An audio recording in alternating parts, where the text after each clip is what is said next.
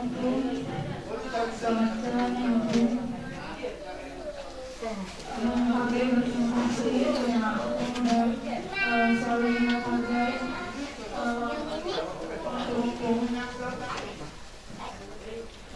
nginep di rumah aku. Kalau saya tidak ketemu aku selalu ingat kalau aku sedih kalau aku ditinggalin kakek, kalau aku sedih.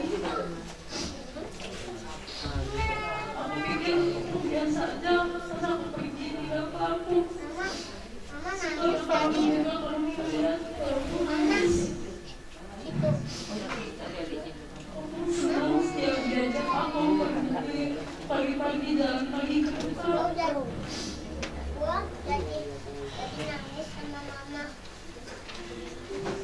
Makasih aku. Udah cerita walaupun dari mama walaupun mami luar biasa selalu mengusahakan untuk mendapatkan sekolah baik, selalu mengusahakan untuk selalu ada uang untuk anaknya.